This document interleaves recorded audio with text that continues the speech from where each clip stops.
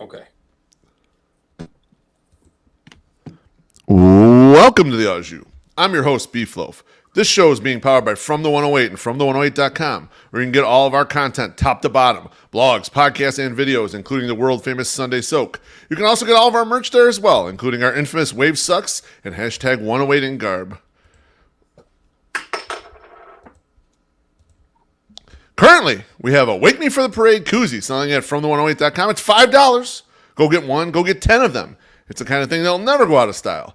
This show is powered by you, the loyal 108 supporter. Please subscribe to our YouTube channel. Feel free to tickle the undercarriage in the process. Like, comment, turn on notifications, and most definitely super chat, because that's how we get paid. It's how we continue to make the content you know and love. Tonight's guest...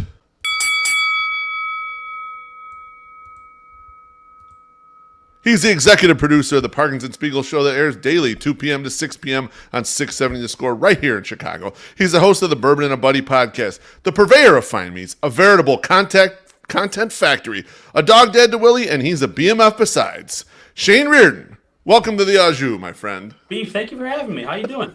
I'm wonderful, man. It's finally good for us to sit down and talk like this. You've been on some 108 stuff, but it's usually like total fucking chaos. We haven't gotten to do a little one-on-one action, so I'm really glad we're getting a chance to do this here. Yeah, same. I appreciate it. Even if I'm after Tanny, that's whatever. I can deal with that. He's been doing this a lot longer than I have. I can deal with that. Tanny had an angle that I kind of wanted to get in on, like, because I knew he had kind of an interesting backstory. I didn't know how deep it went, and like all the stuff he got into about like the underground hip hop scene was wild. I had a lot of people reaching out to me like, dude, I did not know all that stuff about him and the fact that he was so deep into music there. So like, it was, I mean, you guys you two are the best. I mean, like I love that you're both on the same show, which is fucking wild. Like how much talent you guys got in one room there, you know? It's insane, dude. First of all, like he's so deep into like the underground hip hop scene. He's been a DJ for so long, but and he's abandoned that part of his career, that part of his life to be a radio producer. But like I've been listening to Tanny since I was, I don't know, 17, 18 years old, picking up my dad at like the Schaumburg metro station. Like that was my prime time as a Boers and Bernstein listener. Yes. So now to be sitting next to him every day is insane. Like 10 years ago,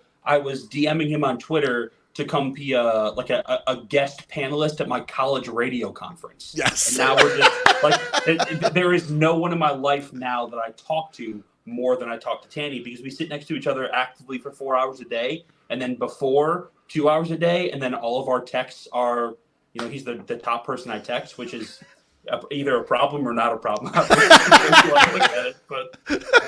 Yeah, I love it. I was a big B&B listener as well, like for many, many years. So when it got towards the end, when it was, you know, when Terry's health was kind of failing a little bit and Dan was real screamy, those were not my favorite years, but they were hilarious together. Just absolutely a great radio show in its prime for sure. Yeah, he's the best to ever do it, and it's not close. Like I don't say that as an exaggeration. He is legitimately the best to ever run a soundboard and produce audio for a radio show. Yeah, absolutely. He's amazing. I want to get in on you though, Shane. Let's get deep on your how you got here, your origin story. So. Sure. I know that you're a native of Chicago. Well, the burbs. I don't give you a hard time because I grew up in the city in Chicago. I don't like to bust balls, but just to clarify here. And I know you grew up at the Score, and it's been the sports radio station for your whole life. Did you aspire to be part of it as a youth? Like, is that something you were cognizant of when you were coming up? Yeah. So first of all, I would never tell someone that I was born and raised in Chicago, because I'm not that guy. I was born and raised in Schaumburg. I had a great suburban life. I'm very happy to have lived my last 13, 14 years within the city, but I'm very proud of my suburban Schaumburg upbringing. But yes, so when I was, I don't know, maybe 11 or 12 years old, my grandfather took me to a remote broadcast of Mike North and Doug Buffone at Boomer Stadium in Schaumburg. The wise guys. The best. Dude, yes. And I'm like, I'm sitting there with my Irish immigrant grandpa who listens to sports radio, and we're just in that club level at the Boomers, and I'm watching these two dudes just yell at each other back and forth and just into a microphone seemingly to no one, because at that point I didn't realize, oh, those are the dudes that are coming out of the radio. I thought we were just there at the Schaumburg Flyers at that point, Boomers now. Schaumburg Flyers game, watching two old white dudes yell at each other. And believe it or not, radio is still the same. It's still two old white dudes yelling at each other, which is a problem we can discuss maybe a little bit later. But that was kind of it for me. And then we listened to 720 WGN all the time. And then like Cubs games on the radio, all that shit. And that's kind of where I ended up. So I started off at Holy Cross in South Bend because I thought I was going to be the next Rudy. And I thought, all right, I can't get into Notre Dame out of high school, so let me go to Holy Cross and then get those grades. And then I realized that Notre Dame's radio program was shit. It was just a bunch of these classical music virgins talking about their violins and shit. And I had no interest. Not your scene. No. So I said, all right, I'll go back home. I went to Columbia, started working at the radio station there. But the thing with radio is it pays so little that especially when you're starting, you have to have a second job. So I was working at Best Buy when I was working at WGN at the same time. And a woman came in that I recognized her voice from a WGN commercial. Oh, and okay. I just told her, hey, you wouldn't happen to be this person from this ad at WGN. She's like, yeah, I actually am. I said, all right, I'm at Columbia. I'm in radio. I've already had an internship at the Score, and we can go deeper on that because that was an absolute shit show too. But I said, hey, I'd like to get out of there. I'd like to come to WGN, and she hired me like 2 weeks later. So, and I'll be the first. Like I had a bunch of good teachers at Columbia, but I'd be the first to tell you that I didn't need any of that shit. Like there isn't a single thing at my bullshit $28,000 a year college education that I need today. There just isn't. You could have foregone that, gone out into the real world, and learned a lot faster. Is effectively the thought process there. 100%, yeah. So you said that your internship with the Score was a shit show. I had read or heard somewhere that you actually reached out and got yourself lined up for an internship without the school's help, and then the school's like, F you can't do this. What the heck happened there? So my first semester at Columbia, Columbia is, I'll motherfuck those people to the goddamn grave because they have fucked over so many good people, and this was kind of part of that. So they have a very strict system where you have to accomplish a certain amount of credit hours before you can be qualified for school credit for an internship, which is fair.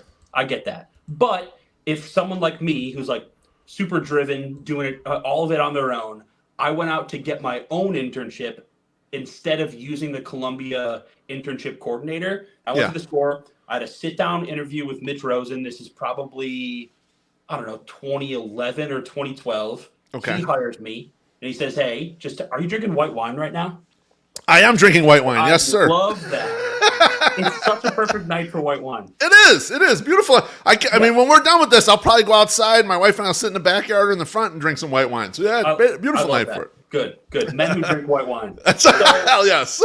I go back to Columbia. I say, hey, I've got this internship approval paper. Can you sign it for me? And they said, bitch, no. I had to go back to Mitch Rosen, this man who I'd met for the first time a week prior, and say, hey, I know you allocated time on my interview. I can't actually accept it because Columbia won't let me do it. Unreal. So I thought, all right, he's going to be super fucking pissed. And he was pissed because he had to start the interview process over. But then, things ended up working out, and he ended up calling me. I got an internship the right way. Like 6-7 months later, through the proper channels, per se. Through the proper channels. Yeah, and then I worked at WGN off of that legitimate internship for like 2 years. I'll tell you what, Beef. I got fucked over at WGN. Okay. So the woman at that point who was doing like the scheduling and shit like that, when I was hired, it was a hire by the woman who was replacing her while she was on maternity leave. Okay. So this other woman didn't like me at all. She's like, that's not my hire. I'm not fucking with that. So she tried to screw me over. And the first ever shows she gave me were Amy Guth, which was Saturday night into Sunday morning, 11 p.m. to 2 a.m. Love Amy. She's so talented. She's still working in Chicago media. And then to come back and produce Dean Richards' stupid-ass show from 9 a.m. to 1 p.m. Fuck Dean Richards. But to come back and produce that show. Yeah. So I had 7 hours off in between. I was living in Pilsen at the time. I would get on my little fucking motorcycle, ride back to Pilsen, take the puppy I had. Willie was a puppy at that point. Oh, okay. Take her out, and then bring her back in, and then try to wake up by like 6 a.m. to then go back to be ready and prepping with Dean at 7 a.m. She screwed me over. I didn't last much long after that, but thank God, because Mitch called me. He's like, hey, we got a part-time job. You want to come back here? I said, yes, sir, I would love to. Now, when you that's crazy. I mean, like, yeah, what the fuck? Like, binding you to that? Like, that's insane. Like, you can't screw me over. Can't bookend you there. Like, it's ridiculous, you know. But before we get on to the next thing, I wanna hit a couple drinks first. English Sox Colin says to White Sox Twitter, it's not too late to join the empire. We have free health care. Love you all. Enjoy tomorrow, even if it was a mistake. Hey, all right, take it easy there. I love you too, Colin, but you could shove that British shit up your ass. Thank you. Oh my God! We're talking to a Brit a day before we celebrate the day that we fought the war. Not to fucking care about that guy. Yeah, that's why he's busting balls here. That's why he's giving me a hard time. And then next up is Senior Sox. He says finally tried some Spanish Iberico pork thanks to Shane. And he says, "Cheers, boys." Love that. Shane 10 promo code on SecondCityPrime.com. That'll get you your 10% off. Attaboy, yeah. Your own Iberico pork. Fuck yeah, get that shit in there. So you said that the internship with the Score, the first one or the first time around at the Score, was a shit show. What happened there? What made the shit show? It was my own fault. So this is before I knew like Chris Tannehill and Matt Abedicole at that time. Yep. And there was one specific moment where, like, as an intern, you want to prove yourself, right? Sure. And like I said, I didn't know that these guys were as good at their jobs as they actually are, and they're two of the best to ever do it. I aspire to be Matt Abedicole, and obviously we talked about Tanny. But I was sitting there maybe 2 weeks in, and I just started throwing a bunch of audio into the system that I thought Bors and Bernstein would like to use, right? I'm trying to be proactive. I'm trying to get ahead of things and do things before someone tells me to do them. So I was in a separate studio. I pop into Maddie and Tanny's studio. I was like, hey, I just put this in. This is how it's labeled. 5 minutes later, Maddie comes into my prep room. He's like, hey, listen, buddy, we've been doing this for a long time now. I know you're trying to just get your shine and prove that you can do this, but you're only fucking things up. You're only making it harder to find the things that we already put in, because believe it or not, we put that audio that you think is fresh in an hour ago. Said, I'm so sorry. Like, I don't mean to be doing that kind of thing, but it's something that I like to bring up to both Maddie and Tanny all the time. But it was a shit show because there are so many guys who, like these dudes who think they can just like go to school for radio and then go to one of these trade schools. Like at that point, it was the Illinois Center for Broadcasting. Yeah, I remember that. It was highly promoted at the time on the radio. I remember hearing all that. Right. Dude, I taught there for like 3 months. Like it's an absolute scam. It paid very well, but it's an absolute scam. They sell you on going there for like 8-9 months, and you're going to be the next like big thing in Chicago radio. Yeah. The internship program, while we still had it, was filled with those dudes. So they thought that they were above sitting there and cutting audio and cutting podcasts and shit like that. So it's just, I don't think there's a single person that I interned with that is still working in the industry today, which I say is like a fuck you, I made it. But really, they're probably making double what I make and like happy with a family of 4 right now. So, I don't really know who won that. But but they didn't get to their dream job, Shane. That's the way to look at it, right? It's kind of interesting that I remember all that being on the radio and wondering like, if this is this publicized, like how and if I don't know what the barrier to entry is, but like it's got to be tough to make it out of something like this, and apparently was. I guess so. Now, back when you were a listener, like who was your favorite personality? Who back in the days when before you were working at the station, who was your favorite personality? Dan Bernstein has been my number one favorite radio personality my entire life, and just like meeting him makes it even more impressive.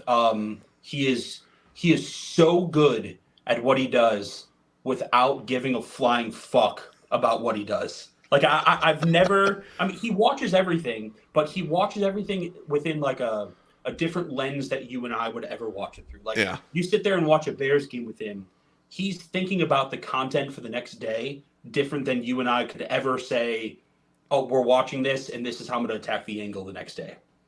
Dan was number one for me in terms of that. But the way that Matt Batacola was able to anger him or just like get under his skin a little bit is like the same way that I attack my relationship with Danny.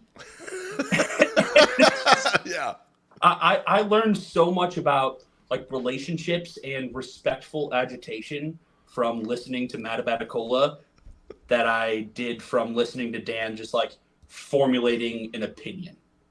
If that makes sense. It does make sense. I remember when Boers and Bernstein was new and fresh and everything, there was definitely no one that I knew of that was like Dan Bernstein on the radio. Now, like at the point we're at now, so many people have tried to kind of copy what he was doing back then. Like it was like, oh my God, this is refreshing here. And I love Terry too, because Terry's a goof and hilarious. So like the combo of them like was like, man, this is a perfect show for someone like me to listen to. It's interesting to hear that. I used to go out to the Who Needs Two Tavern Tour remotes anytime they were kind of close. And they were nothing but nice. They were friendly. They would chat you up in between the commercials and shit. It's like, so it's the screaming guy on the radio didn't seem to be that same guy when we were out of the remote at all. No, so. He's the sweetest man on the face of the planet. And he doesn't live that far from me. And his youngest son, his youngest child, is about to go off to college in August. And I already told him, like, hey, I'm buying fishing gear. We'll go golfing together. Like, nice. We're not going to let you suffer from empty nester syndrome, whatever it is. Yeah, that's awesome. I love that, man. Dan Bernstein is one of the best dudes on the face of the planet. I love him. No, it's beautiful. Let me get to a couple drinks. Oh, Mrs. Beef says, cheers to being such a great dad to Willie, Shane. So cheers for you to being a dog, Dad. So. Thank you. That's wonderful. And then my guy Baloney says, Colin, please tell that King Dingaling Charles that he's a P word. Thanks. They're still fighting with the British guy. Fuck that guy. They don't do anything. They sit there and they collect their money. I hate the Royals. I could do a whole podcast about how much I hate the Royals. One more quick thing before we jump into the show, the Parkinson Spiegel show, and some of that stuff there. Shane, if you were starting your media journey again, it sounds like you went through a bunch of things to kind of get to where you're at now, and a lot of hustle. If you're starting this again, let's say you're 20 years old right now, what would you do differently than what you did 10 years ago? How would you approach it differently, knowing what you know? So my first ever paid job in radio was with this company called Total Traffic Network. So what I was a reporter at Wrigley and the Cell for stations who covered those teams but couldn't afford to say from like Southern Illinois or Southern Wisconsin down to games. Right, so they don't want to pay for the someone to drive up there, stay in a hotel, get all that shit. They want to got it. So I would go into, like, let's say the Cardinals were in town, or the Pirates are in town, or the Brewers are in town, whatever. I'd go into the visitors' locker room and I'd get their audio. So I'd be at the hometown stadium, but I'd be following the visiting team. Got it. I would have worked harder at becoming a sourced reporter than I would have at becoming like a content side producer. Okay. So like if I could be the next Jesse Rogers locally, who worked at the Score to start, was a producer, was a host for a little while, and then latched on with MVP and is now like one of the top 4 or 5 sourced reporters for ESPN on the baseball side, I probably would have gone that route because I've realized, like, we'll talk about it later, like relationships are the number one thing for me, especially in this business. If I would have realized then that I'm as good at that part now, then I would have like stayed trying to be a reporter as opposed to being like on the content side. That's interesting. It's tough to know at that age, though. That's 20, 21 years old. Is that? Yeah, right. That's going to become your bread and butter. That's different because you're not really at that age building a lot of that stuff yet. It's kind of down the horizon a little bit. That's interesting. I like that. Yeah. So you're the executive producer of the afternoon show at 670 The Score. The aforementioned Chris Tannehill sits right next to you. The on-air talent are Danny Parkins and Matt Spiegel. The four of you make up what I would consider a very collaborative show. Talking to Tanny, there's a lot of collaboration there. And you can just kind of tell because you guys have your mics open and there's a lot of talking with the producers. Now, this is kind of a Score thing going back many years where the producers are allowed to open their mics and kind of involve themselves in the show a little bit. Could you outline how the collaboration works? How do you guys like bring this together, the four of you, your ideas, your minds, your thoughts, to create the show on a daily basis? Yeah, we definitely have a different dynamic than I think the majority of talk radio shows, especially sports talk radio shows, have across the country. And like I said, the Score has always been so welcoming for producers to establish some kind of character and to have their voice heard, right? And going back to the beginning of time, the Score's time. Everyone on our show does something different than the other, right? So Tanny's mind, in terms of an audio sense, works different than anyone who I've ever known. Like that guy hears audio in a way that no one hears audio. Like he'll listen to a press conference and he'll hear the tone of someone different than Danny will, than Speegs will, than I will. Speegs, the way his baseball mind works, is different than anyone I've ever encountered. He's so good at tapping into like the rhythm and the emotion and the feeling, but also the statistical side. And he could apply that to the NBA, to the NHL, to the NFL, whatever. Danny is the greatest at having a take that I've ever worked with. He can, you can give him, hey, there's this crazy situation happening in cricket right now. Like, here's context from each side. What's your take? And he can go 15 minutes on why Nihat Jabid is a jackass and how like he's the worst cricket player in Great Britain, whatever.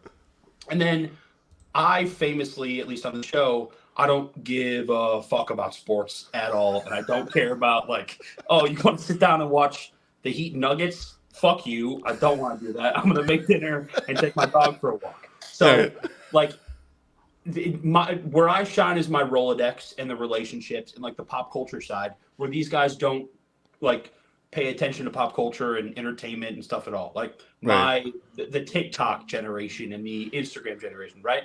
So when you put all those things together, it turns out to be just a conversation that you would overhear at a sports bar, right?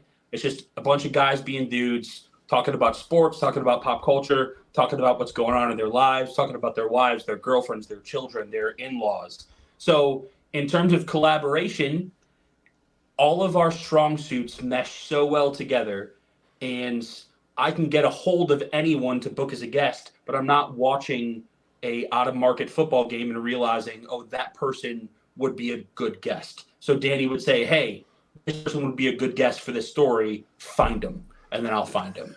So it's just Got it. The collaboration where one person falls short, another person is ahead. So we all kind of mesh together. And I'm so much cooler than the three of them. No, that's a given. Well, I mean, hang on. Mostly. I mean, Tannehill was in all the underground hip hop. Cool. Like that's, he's an original there with all that stuff. Cool. So. But they all have wives and children. So they can't go out and do the social things that I can do. So where they can't experience that, I can, and then we come together. Yeah. So what you're saying is they're not cool because they don't eat at Rosemary every night. Okay, I got that. I was going to ask you. you brought it up kind of with Danny suggesting a character, who you might have on as a guest. I was going to ask, can you guys? So you guys have your specialties, but can one of you like jump out of your silo and say, hey, what about this to the other ones that kind of that's their special thing? And it sounds like there is a lot of give and take there. Yeah. I like the egos are minimal. So I recognize what I'm not good at. Danny recognizes the same, speaks Tanny the same. When we recognize that, you can lean on others to pick you up in that side. And that's how it works for us. Yeah, and that's wonderful. And between you, me, and the wall, I've talked to some other producers on some other radio shows, and that doesn't always seem like it's the way it works. Like this seems like a unique situation. Yeah. And it bears fruit. I mean, it's a fun show in an era when shows aren't as fun as they kind of used to be. It has that collegial experience. I heard you on a podcast, the Producers Podcast with Brady Farkas. You were discussing your approach to booking guests, and I thought it was very fascinating. You really prioritize two things, in my opinion, from hearing the interview. You have a shoot mentality, like, fuck it, I'll try for anybody, basically. But you also realize that you got to take care of the relationship on the back end. So you expound on how you think about bringing guests in and how you work this angle of building your Rolodex, like you mentioned earlier. Yeah, so booking guests in relationships, just like in your friendships, in your romantic relationships, in your family or whatever, regardless of what we want to think, everything is give and take. So even if you think, oh, that's my cousin or that's my brother, if you do something for someone, they're going to one day expect something in return. So I don't plan on reaching out to someone just like hey, I need this from you. There's nothing I'm ever going to be able to do for you. Just fuck you, come on the show. Right. I do my best to wait until, and this is standard, but wait till someone's promoting something or wait until I have something that I know I can offer that person in return for coming on. That's just kind of the game.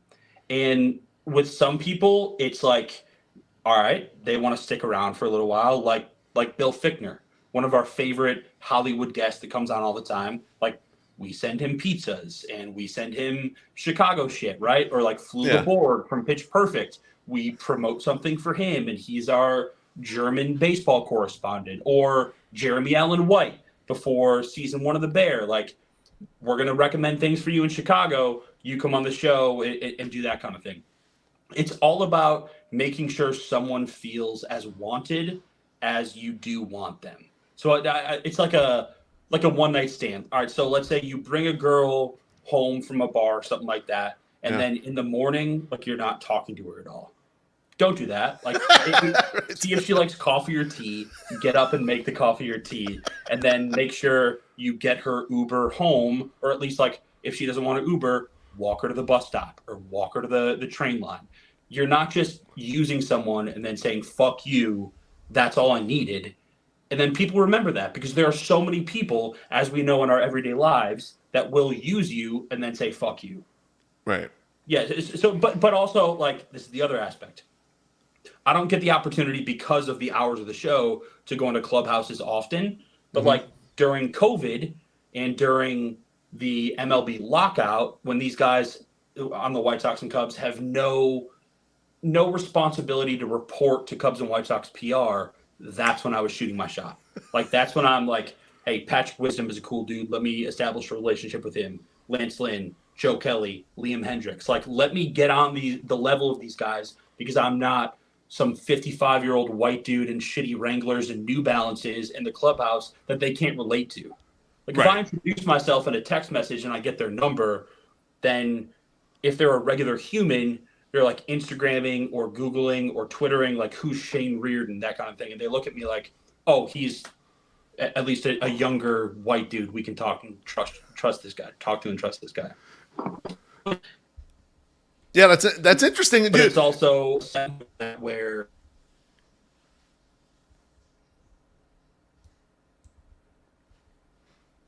we're delayed. Yeah, a little bit. You're okay. I can kind of hear you. Go ahead. No, you go. Oh, I was gonna say it's really interesting. Like, when you're searching out guests, do you ever pick guests that you think, oh, this is gonna be absolutely chaotic with my hosts here, or do you try to steer towards things that you think, okay, this will work well with Danny or work well with Matt? I mean, it's all like we were talking about the word collaboration. It's all collaborative. If I know that Speaks and Danny are into one certain thing, like Danny loves The Wire. So I'm always trying to chase down the biggest names from The Wire. Speaks, his brother's favorite player of all time was Fred Lynn. So on Fred Lynn's birthday, I tracked down Fred Lynn and just put him on the air. Nice. So whenever you're putting someone on that one of the hosts feels passionate about, the content is always going to come out better. So like they each have their top 5, top 10 list of guys they'd love to have on the show. But unfortunately with Danny is like, all right, so it's like Jon Stewart, Barack Obama. It's like, all right.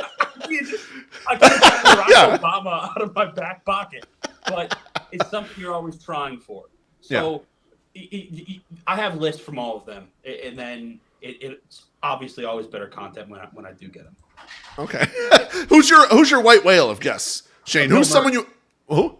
Bill Murray. Bill Murray. Okay. Yeah. He doesn't do shit, and it sucks. It absolutely sucks. I know how good Bill Murray is. He did MVP ESPN 1000 from the field after the World Series, and that's like the last time that he was on Chicago radio.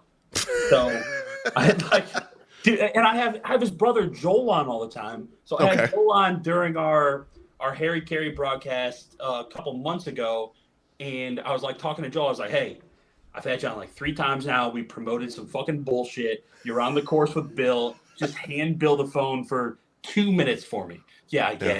I'll see how he feels. Fuck that, dude. He never comes on.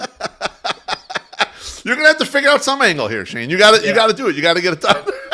Yeah, I have to. I got to figure something out. Let me get to one more drink here. This is from Drew Boggs. He says, respect for producers, coming from a former TV and radio producer. Also, phenomenal beard, Shane. So Love cheers, that. Drew. Cheers. I'm empty, but cheers. Oh, man, you need another High Life. That's your... They're too far away.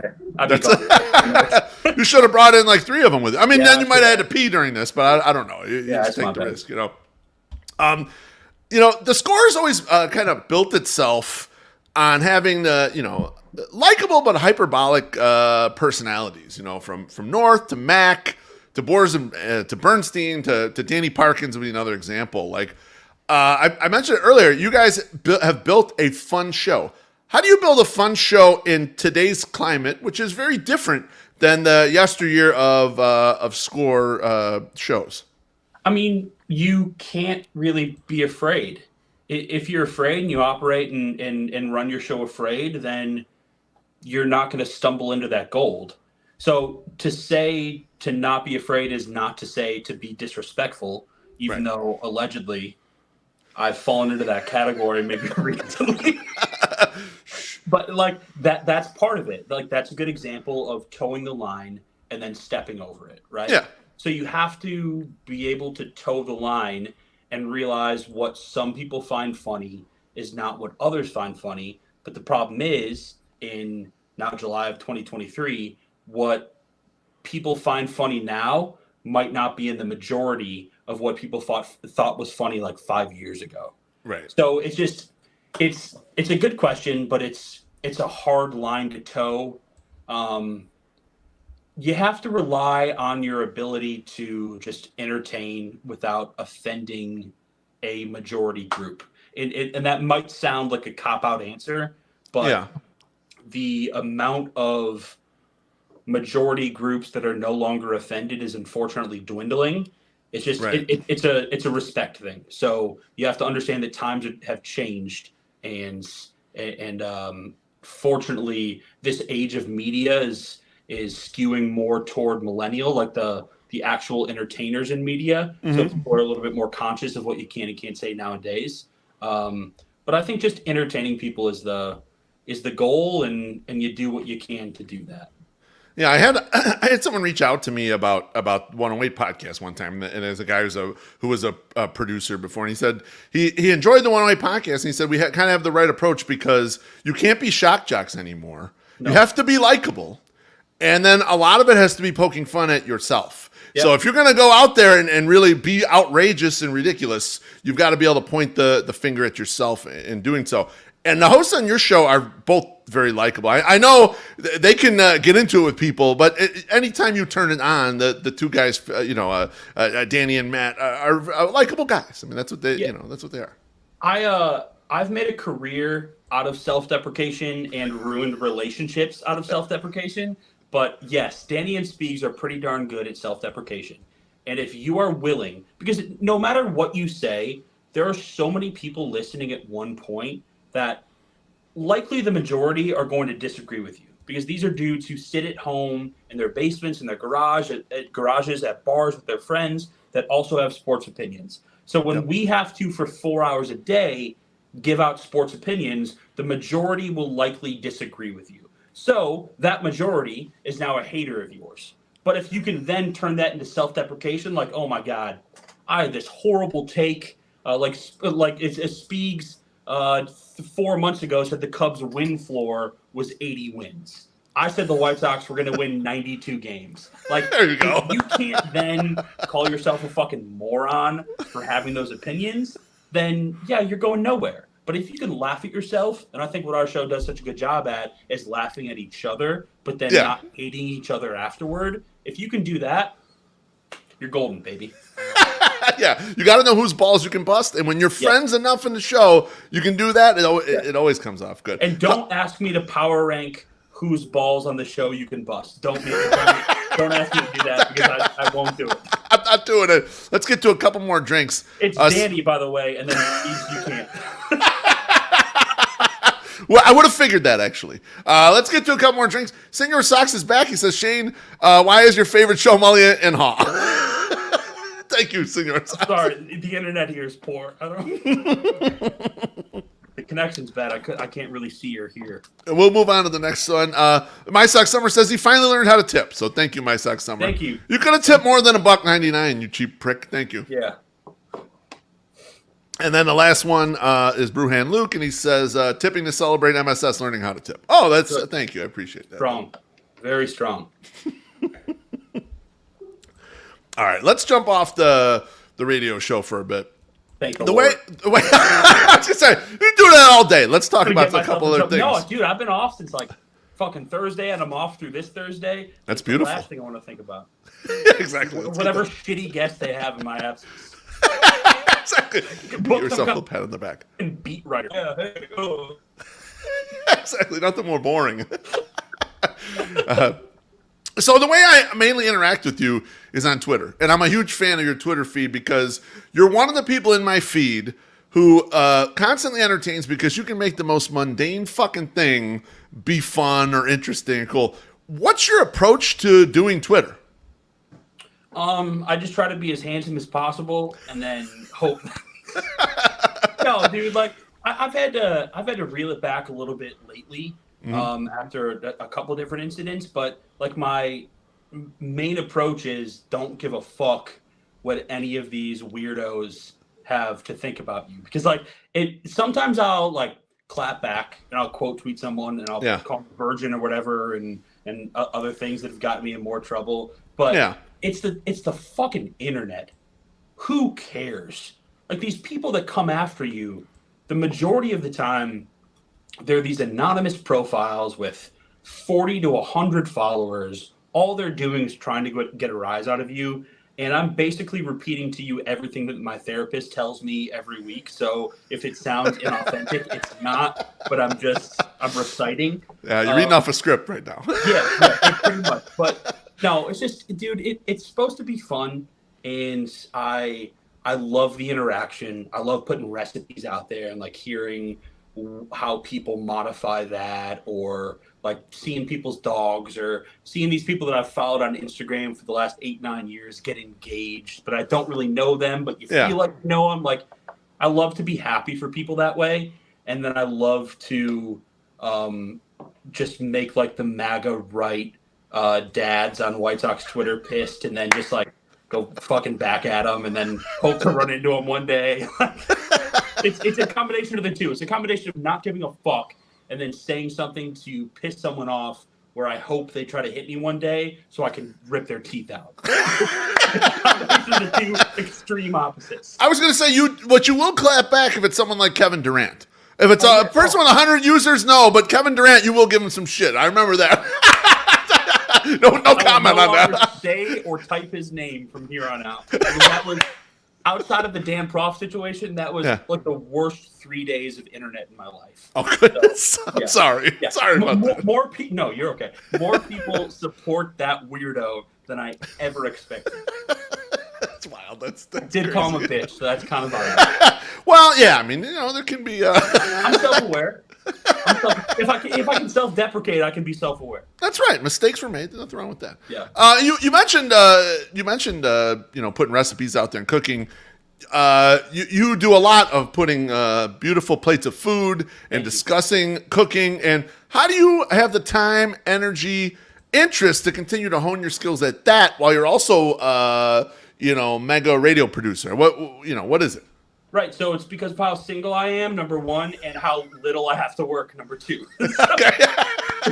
There's a lot of time to prep between, I get up at 6:30, somewhere between 6 and 7, and then I don't leave for work until noon, and then I'm home by 6:30, 6:45. So there's a ton of time to prep recipes before, and then when I get home, to just fire them. Okay. It's something that I've always found the escape from sports radio, because like I said, like most people know, I don't really care about sports outside of the Bears on Sunday and the White Sox. So I don't really come home and turn on whatever the hot game is of the night. If it's LeBron making his return to Cleveland against the Lakers, I don't give a fuck. I'll figure out what the story is for the next day's show without having to sit there and watch some shitty basketball for 3 hours. So I'd much rather just brainstorm recipes and watch cooking content and then fire that when I get home to my music on in the background. So it's just sports radio is a way to live, and I love it, and I love the dynamic of the show because the show is not so heavy sports radio where if you were to listen to a morning show, it's like an audio version of the previous night's newspaper. I have no interest in that kind of content. I just want to be entertaining. Yeah, absolutely. Where did it start, Shane, with the cooking? Is it something you were doing, kind of as a younger man while you're still at home? Is it, you kind of got out on your own and you're like, oh shit, I don't know, I don't want to eat McDonald's every fucking night, so I'm going to really learn how to fend for myself here? Kind of, where did you get in there? Yeah, that's for sure part of it. My parents were both good cooks, even though we're Irish and Irish food sucks. They still found a way to be good cooks. My dad would make great breakfasts. My mom, there would always be dinner on the table at night, whether it be in a crock pot or just a regular real dinner. They were all great cooks. So I always had the desire to do it. But then it wasn't until I moved out on my own, I was like, shit, it's kind of expensive to order takeout every night.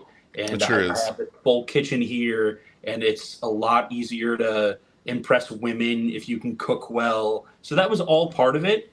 And then it just kind of turned into, well, shit, I like this more than I've liked any other job I've ever had.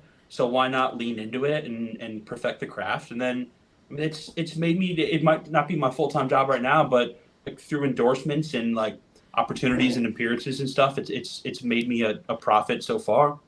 Yeah, I was going to say, and you're extremely well known for it in the Sox Twitter community for sure, and in the broader 670 The Score radio community as well. Give us, give the layman out there, the guy who's just trying not to poison themselves when they're cooking. Give us one tip, one thing that all us idiot men can use. Yeah, so don't be afraid. Anyone, if you can read, you can cook. If you can follow a recipe, you can cook. Your technique will be honed over time. Mm-hmm. But if you can your wife says, hey, I'd really like crepes for breakfast one morning. That sounds intimidating because it's French, and I apologize for bringing up the French during this celebratory weekend. But if your wife says, I would love crepes, go to YouTube, find a few videos, look at 3 different people doing 3 different crepe techniques, and then combine those the way that you think would work best for you. If you can read, you can watch a YouTube video, then you can cook. Or just, I always say on the show when we're talking about cooking, my DMs are open. I respond to everything of people asking for recipe recommendations and shit like that. So take that power back and stop spending money on shitty fucking HelloFresh and Blue Apron and going to get your family fucking Chili's one night. Don't be a dick. Learn how to cook something that your wife loves. Go to your kids and say, hey, you watch movies.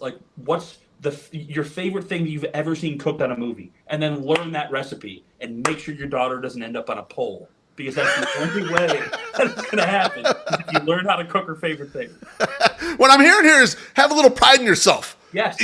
Like put some work in and learn and get better. That's basically the approach. So that sounds like almost your entire career here, Shane. It's just like, hey, just keep grinding, keep getting better at this shit, and sooner or later it's going to happen. 100%.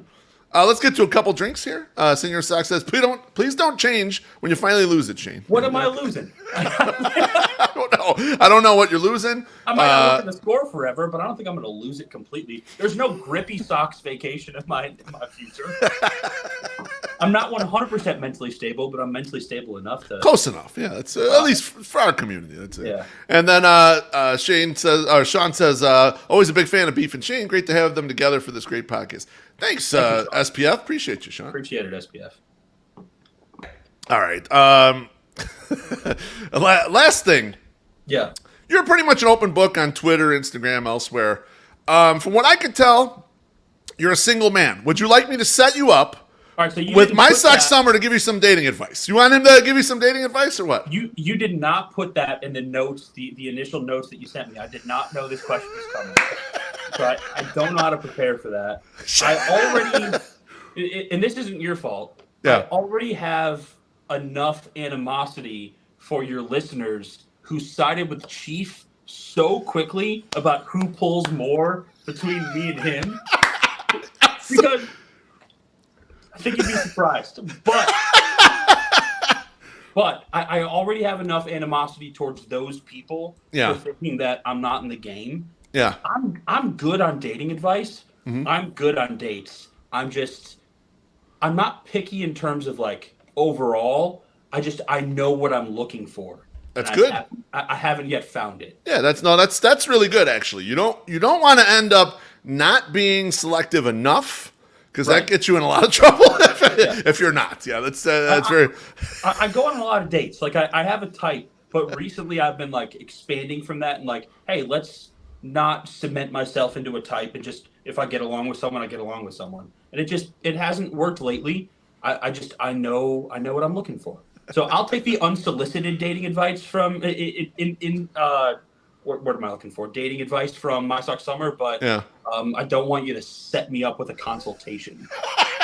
It's funny. The reason why I bring this up is because we had Barstool Chief on the show. Yeah. And we're putting the agenda together, and My Sock Summer's like, I'm gonna give him some advice on women. And Tracy and I are thinking, we talked on the side. We're like, what the fuck is this? Like, okay, we'll just let it go and see what happens. Of course, it went terribly. It was like Ryan was like, what are you talking about? I meet women. Like, we're just like, well, let's just let it get awkward here. So that's why I figured I want to bring it back for you. And you're right. I can't believe they picked him over you. Now, he's taller than you, and he's a handsome guy, but so what, man? I figure you're in there. I picked you in that. Dude, he is objectively more handsome than I am and objectively taller, but, like, I have things that he doesn't. Like, he doesn't have the beard. He doesn't have the tattoos. It's a different look. We're different looks that way. We've been out together. Like, I doubt we would be going for the same woman. So you could be good wingmen together then. You know? Exactly. Oh my God, this has been absolutely great. Shane, thank you for bestowing your wisdom on building a career in media, producing a top radio show and content creation. Remember, on this show, we're not trying to be right. We're just trying to understand. Anything you want to plug before you go? The Parkinson Spiegel show and just the score in general. Like, it's very different when, I don't want to talk too much shit about our competitor because I like a lot of those guys, but like, we have 3 shows that are going 100% local all day, and the competitor at MVP has a lot of mixed in national syndicated programming. So when you're looking for local sports talk radio, you know where to find it, regardless of how you feel about the personalities and myself. So I'm very proud of our brand and our people, and I hope that it continues. Wonderful. Thanks so much, Shane. Let's get drunk at a Sox game soon. Absolutely. Take care, my friend. That was Shane Riordan. That was fucking awesome. That was exactly what I was hoping it would be. That was absolutely great. Next week's guest is going to be Nick Schaefer. Nick's going to come back on. He was on early in the season. We're going to talk about how this White Sox team is working out exactly like how normal Rick Hahn White Sox teams work out, and if there's a way out of it. Can we get out of this thing? Thanks again to Shane Riordan. Thanks to all the 108 family that was up in the YouTube comments. Thanks for smashing the like button, comments, and, of course, the drinks and super tips. We'll see you guys on Thursday for the 108 podcast. I love all